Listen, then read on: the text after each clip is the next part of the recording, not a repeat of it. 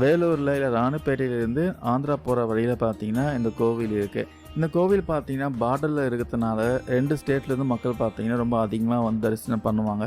சிட்டியோட சத்தத்தில் இருந்து தப்பிச்சு ஒரு அமைதியான ஆன்மீக பயணத்துக்கு இது வந்து ஒரு பெஸ்ட்டான சாய்ஸ்ன்னு சொல்லலாம். இந்த கோவிலுக்கு என்ட்ரான உடனே நீங்கள் முதல்ல ஆச்சரியப்படுற விஷயம் பார்த்தீங்கன்னா இந்த கோவிலோட மாடர்னான தோற்றம் தான்.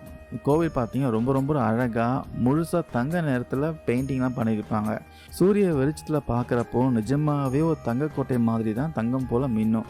பார்க்கவே கண்ணுக்கு அவ்வளோ குளிர்ச்சியாக ஒரு பாசிட்டிவான ஒரு எனர்ஜியை கொடுக்கும் சொல்லலாம். இதனாலே இதுக்கு பார்த்தீங்கன்னா ஸ்வர்ண விநாயகர். ஸ்வர்ணம்னா என்னென்னா தங்கம் சொல்லுவாங்க.